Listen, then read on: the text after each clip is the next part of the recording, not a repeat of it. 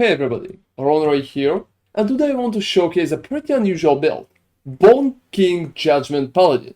The build itself is built around huge bonk with no cooldown judgment, and we can just roll through ecos while one-shotting enemies left and right, which is very fun approach to melee gameplay.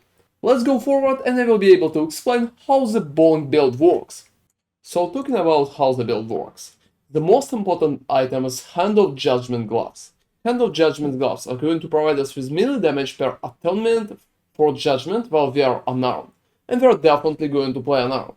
Unarmed is pretty much the way when we don't have a weapon. You can still use a shield just fine, so that way you just need to open the weapon slot and you will be considered unarmed.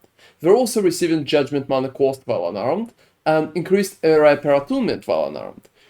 All of that together brings our damage, area, and mana cost to a pretty nice level, where we can definitely go and bonk through the most of the content. On top of that, there's also a few cool bonuses in the skill itself. We can get amazing passives called Prophesized Immolation, when we are receiving fire damage per 10% of increased healing effectiveness, pretty much making healing effectiveness a damaging stat, which is absolutely amazing for a skill.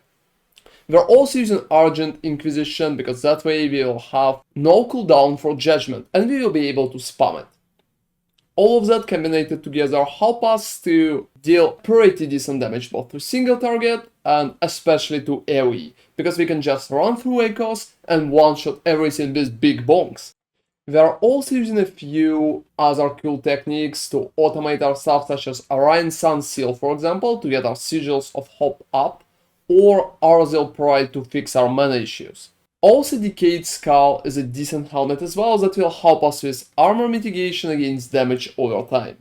So talking about our mana issues, the skill is very mana hungry. When you are moving, it should cost around at least 27 mana. And when you are staying at one place, it should drop to about 23 mana cost per one cast. So what should help you with your mana cost overall? One of the most important part is getting a good relic. Relic should have -3 mana for all melee attack mana cost, so it should be that base of a relic or Code of Erased Sentinel by itself. On top of that, we're also using Foot of the Mountain. Foot of the Mountain give us -2 mana cost per stack of mountain endurance. That way, when we are standing in one place, our skill is going to cost 6 less mana. And the last but probably the most important part is Hand of the Judgment. Hand of the Judgment should have at least -10 mana cost while unarmed. That way we will be able to lower our mana cost significantly. If we will have at least 28 to 30 mana regeneration per second, we will be able to just spam the skill. Since we are still losing percentage of our mana when we are casting, we will probably fall to the lower percent of mana. But as you can see right here, I can just spam the skill without a lot of issues, and I regenerate enough mana to pretty much cast it again. That way mana issues are fixed completely. So talking about how we should stack our damage. Crit chance is not that effective because we don't have a proper weapon, and we can get additional crit chance for base crit chance on the weapon, as it's usually done. So it's much easier to just stack attunement. Getting a lot of attunement is a very good option. And the main item for you to get attunement is pretty much Hand of the Judgment itself.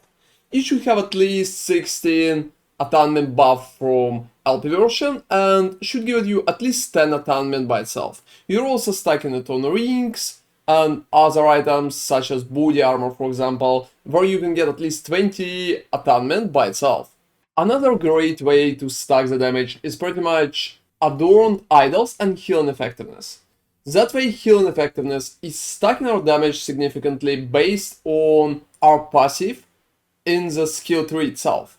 So just stacking Healing Effectiveness could be a great way to raise our damage significantly.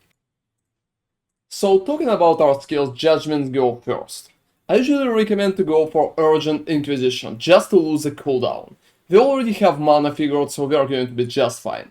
On top of that, Prophesized Immolation is a very good node, and we need to go there as fast as possible, because it's going to provide us a lot of additional damage per increased healing effectiveness. Taking 3 points to Swift Verdict is a pretty much great way to increase our mana efficiency, and going to the left for Proclamation and to the right for Scorchbane is a great way to rise DPS against bosses and rares in a single target environment. For Volatile Reversal, we just need Warp Time because attack speed is one of the things that our skills scale with, and just getting Harbinger of Dust is very important. We also don't really need mana restoration, so getting Timeless Wisdom could be a pretty much great way to boost the cooldown.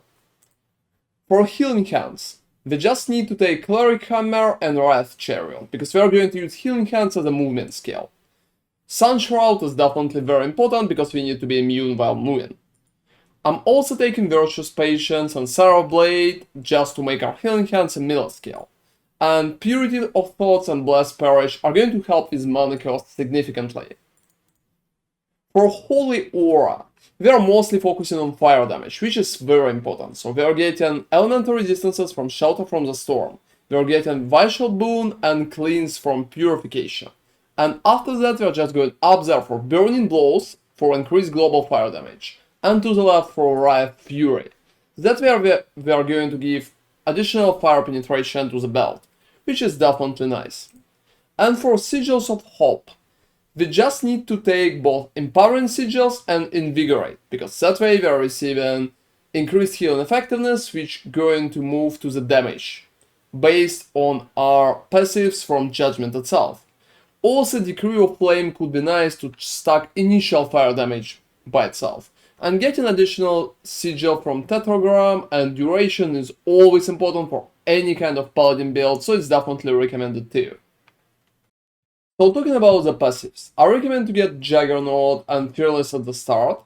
1 point to Stalwart is pretty much worth it in many cases, because 3% of block chances sounds good. Moving to Forge Guard, we are just taking Weapon Master, Fresh from the Forge, and Crushing Blows.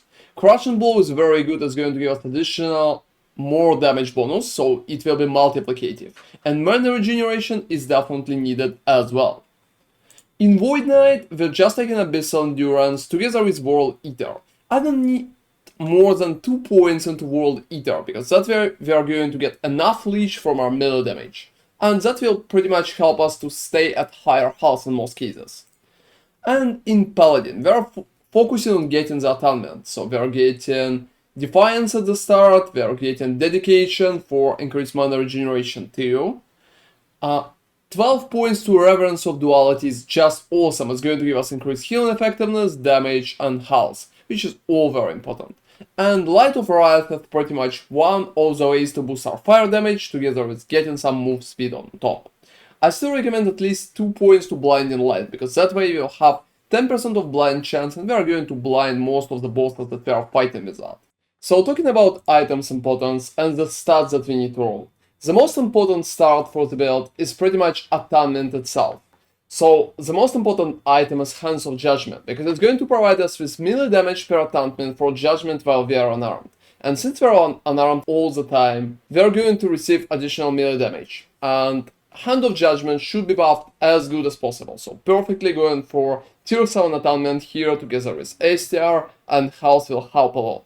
Also, getting good Hand of Judgment, such as like with higher Atonement and with less mana for Judgment while we are unarmed is definitely recommended. I also think that Orzeal Sprite help a lot with basic stats too, so try to roll health and Atonement here. As you can see, mine is not perfect, I roll STR instead. However, I'm sure that I'm going to reroll it in a few tries and we'll get Atonement up there. Just getting Riot Slide is pretty important too, because we are going to receive +1 to Judgment just based on that, together with fire damage and healing effectiveness. Both of those are buffing our damage.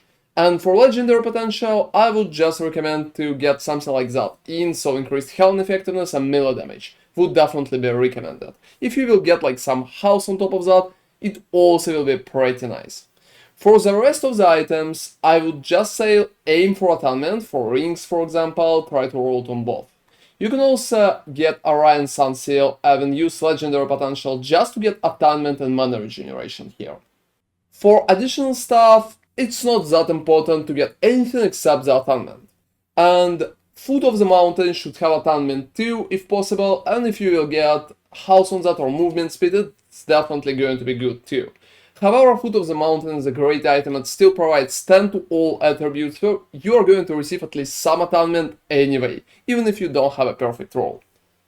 It's also very important to get enough mana regeneration from your items, such as, for example, on Amulet you can get critical strike chance, mana regeneration, and House, for example. Perfectly, the base should give you less damage over time taken. All of that together should raise your stats to a pretty decent amount when you need to have at least 28 mana regeneration, so you will be able to reuse the skill. And the last part, but not the least, is pretty much our idols. For idols, I recommend to go for Sentinel Adorned idols for healing effectiveness and fire penetration with middle skills. Those are just perfect because they're going to buff our damage significantly. We are also using Throne of Ambition because it can give us additional fire damage and armor per stack of ambition, which is pretty nice. We can just attack one target a few times, especially if we are fighting against bosses, and we can just bonk them to death in 1 or 2 hits. For the rest, we are just getting health and resistances, such as lightning resistance to get more mana regeneration, together with Arrows of Pride. And for small idols, I recommend to go for poison resistance and healing effectiveness. Both of them are like very good for the belt. And one part, vitality and poison resistance could help as well. So for the blessings, perfectly you need to get Grant Hunger of the Void for additional spell damage leached as health. It's going to help you with getting your health leached in most of the cases. Grant Resolve of Humanity is a great way to boost your resistances, so get it ASAP. And Grand Body of Obsidian for armor is definitely good as well. Together with Grand Bulwark of Tundra is going to help us to stack more armor and to survive better. And last part is Grand Rhythm of the Tide is going to give us health regeneration by itself. I think it's pretty nice to survive against some parts of the damage over time and some hits that are not killing us immediately.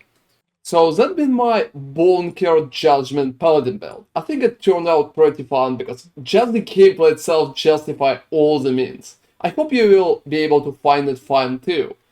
Thank you very much for watching and see you next time.